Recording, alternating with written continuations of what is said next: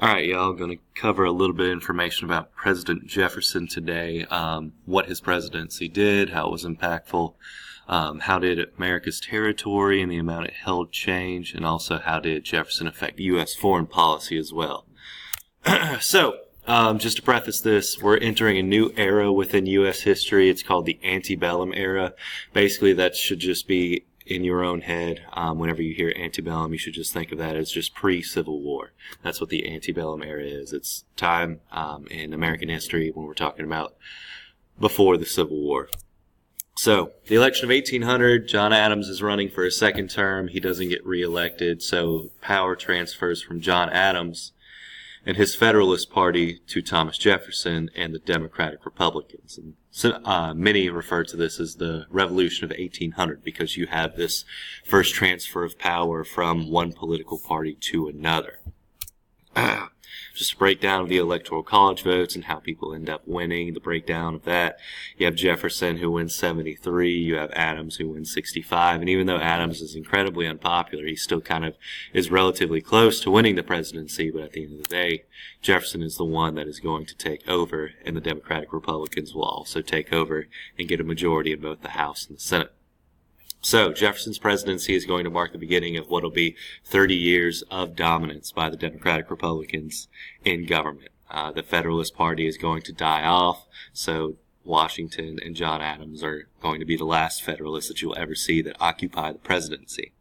And then after that, you're going to see Democratic Republicans that are going to dominate the presidency, Congress, and the Senate for, like I said, 30 years. And then you're going to have a new party that's going to come into play when Jackson becomes president later on down the road.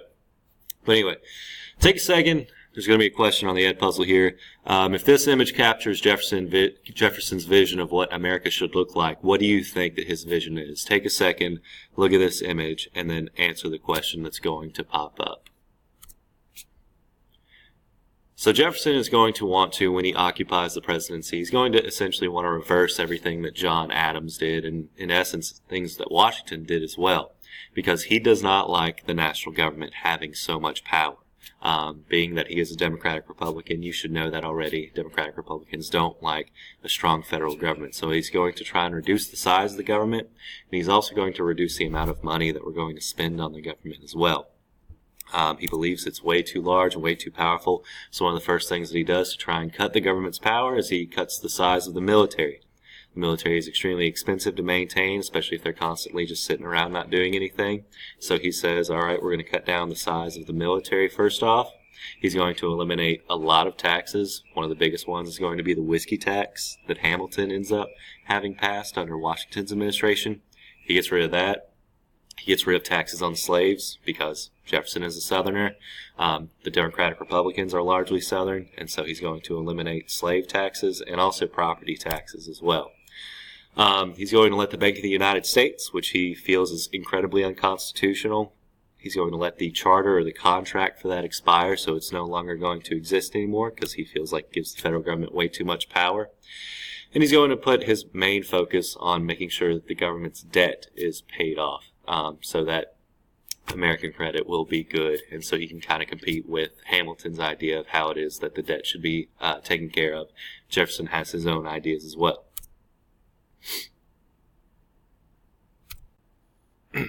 So if you were paying attention to the image, you kind of looked around within it that I showed you earlier, you'll see that Jefferson wants a more, what's called an agrarian republic.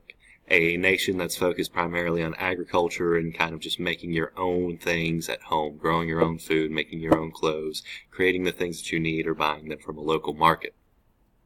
He believes that this is going to be something that's going to protect your individual liberties and freedoms a lot better than having this huge, powerful, rich, wealthy national government that deals in all of these foreign affairs. He thinks everything should be simpler and everything should be smaller as well. So cities, states, counties, those should be the more powerful and more influential governments rather than the national government, which is so big and so far away and doesn't know all of the people and can't really relate with all the people within the United States. So that's what Jefferson wants. But the Federalists, John Adams, he's still around. He doesn't just die off once he's not president. He has this kind of final act that he does in his last day as president, and that's going to lead to something that's going to cause the Supreme Court to actually become incredibly powerful. So, in the months before leaving, and even the night before he leaves the presidency, John Adams is going to appoint several Federalist judges to the Supreme Court. These are called the Midnight Judges. And the reason that he wants to do this is he knows, okay, the Federalist Party is going to die, and so as a result, I can at least appoint Federalist judges, because judges serve for life. Supreme Court justices serve for their entire life. There's no limit on how long they serve. So I can appoint these people, and at least the legacy of the Federalists will last as long as these individuals live. So he appoints these midnight judges to these federal court positions. Jefferson doesn't like these appointments, and so as a result, when Jefferson and Madison end up coming into office, Jefferson being the president and James Madison being his Secretary of State, when Jefferson comes into office, he has some of these appointments from John Adams that still need to be sent out. Well, James Madison is going to send out these appointments because he thinks that's just the right thing to do, and Jefferson tells him, no, don't send those appointments out. Those are appointments that were made by John Adams, who is no longer the president, and so he denies the appointments of these federal court positions. So one of these judges is this guy, William Marbury, and he ends up suing James Madison because James Madison was supposed to be the one that was to deliver those appointments. Marbury knew that he was supposed to receive one, he never got it, so he sued James Madison saying, hey, I was supposed to get this position, and you didn't do it. So this leads to the Supreme Court case called Marbury versus Madison. This is one of the, if not the most important Supreme Court case that is ever going to occur within the Supreme Court. So, what ends up happening is the Supreme Court rules that Jefferson's decision to deny Marbury his appointment did not violate the Judiciary Act or the Constitution of the United States. Basically saying, okay, Jefferson, you're good, you're right. It's correct for you to deny these appointments because it doesn't violate either one of these things. What's going to happen is, as a result, because all of this stuff dealing with Marbury and Madison and Jefferson, it's not really terribly significant. What is most significant about Marbury versus Madison is that it establishes this thing called judicial review. Boom, boom, boom. Judicial review. So Marbury versus Madison, whenever you hear that, first thing that should pop up in your mind immediately should be judicial review, because that's what you really need to know about Marbury versus Madison. And what that does is it gives the Supreme Court the power to look at different acts of Congress, things that presidents do, things that states do, anything that happens within the United States. They can look at those different acts or laws or whatever, and they can determine whether those things are constitutional, meaning they can exist in the United States, or they're unconstitutional, meaning no, these cannot exist within the United States. What this does is it gives the Supreme Court the power to say, you can do this or you can't do this, whether it be Congress or the President or anybody else. So, judicial review. Do not forget about that. I just got a text. Probably should put my phone on silent. Alright, so, judicial review, Marbury versus Madison. Don't forget about it. There's a fun little comic. We'll talk about that guy later. So, during Jefferson's presidency, the population is going to grow significantly, and people are going to want to start to move out west. This graph gives you a nice little visual representation of how quickly the population is growing. Lots of people having a lot of babies out there off on the East Coast, and so they're wanting to move out west where there's a lot more space, a lot more room, a lot more territory. You're going to get more states that are going to be added as a result because more people keep moving out there, more states are added to the United States. And also, not only is the population a problem, but Jefferson is also worried about the fact that the French, which is, an allied nation, sorta, kinda. We've been having some issues with France here recently. So France actually owns all of this westward territory out here, including the Mississippi River, which is right there, and New Orleans, the port of New Orleans. And he's not very excited about that bit of information because France is kind of going a little bit crazy right now. So he is going to send a delegation off to France to negotiate for just the purchase of a small amount of territory along the Mississippi River. He wants just a little bit of territory, but Napoleon, who's the leader of France right now, decides that he doesn't even want any of that territory that the French own in North America. He's fighting wars off in Europe. He's fighting off in the Caribbean as well. And so he needs a lot of money really quickly to pay for all of this fighting that's going on. So Napoleon just kind of offers him all of the Louisiana territory. He's like, hey man, like I know you just wanted New Orleans, but do you just want to buy all this right here? Where's my mouse cursor? There it is. So Jefferson's just trying to buy this, and Napoleon's like, how about all this? So Jefferson's like, hey, that's a heck of a deal. I'll take it. So he spends about $15 million, which ends up being only a few cents an acre when you break it all down. So he buys the Louisiana Purchase territory, which once again is all of this right here, this green territory that's surrounded by purple, from France for $15 million. And the Louisiana Purchase is going to essentially double the size of the United States. So Americans are super stoked about this. They're very excited about the fact that, hey, thank you, Bill.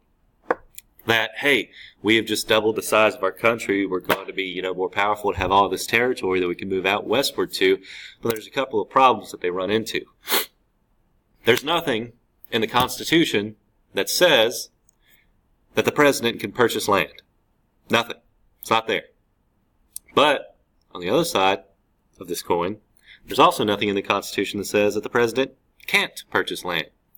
So what Jefferson has to do is basically betray all of his morals and values and say, all right, well, I'm going to use a loose interpretation of the Constitution like Hamilton would have done.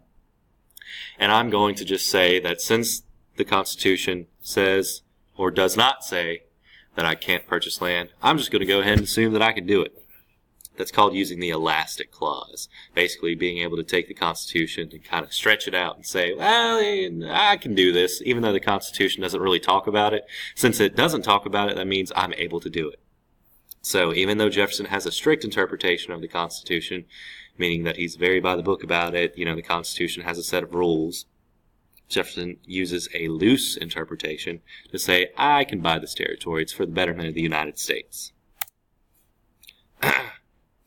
So, also, all the people that are living out in this Louisiana territory, because there's people that live there, there's natives that live there, there's French people and Spaniards and all that.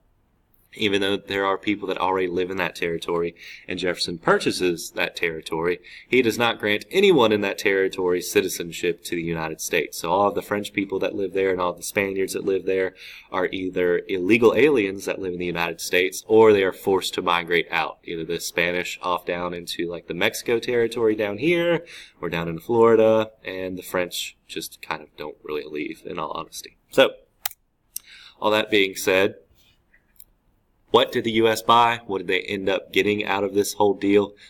Every single thing that is in the Louisiana Purchase territory, all of that land, all that ability to move westward, all of this great farmland that's up here in the northern portion of that territory, all of the resources that are available, there's a significant amount that comes from all of that is beneficial to the United States. Jefferson sends, as y'all saw in that video, if you were here for it, Lewis and Clark out to explore that territory, map it out, basically tell Jefferson and everybody else what all is out there and what they have bought. There's a bunch of fun little pictures. They find a lot of natural resources that are abundant in this territory that they didn't anticipate having been able to purchase, being available in the first place. So after the purchase of the Louisiana Territory, Jefferson's going to be extremely popular and is going to win a second term as president. In his second term, however, he's going to run into foreign policy issues that he's not going to handle very well. England and France are at war, and they keep attacking American ships because we're not really supporting either side. The British Navy has impressed an incredible amount of American sailors, so we're not very happy with the British. So Jefferson is upset. He knows we can't fight either of these countries, and so he realizes, all right, we have to do something about it, though. So he's going to place an embargo. So an embargo is where you ban trade with a particular country. So Jefferson's going to place an embargo on both England and France. And what that is going to do is fail tremendously. Merchants are going to smuggle goods anyway, trading with inside and outside of Europe, and it's actually going to hurt the American economy more than it's going to hurt the English and French economy. So, that all being said, just keep in mind that is called the Embargo Act, because naming things are difficult. And the Embargo Act is going to be detrimental to the U.S. economy. It's going to hurt U.S. trade more than it is English or French trade. And that's Thomas Jefferson.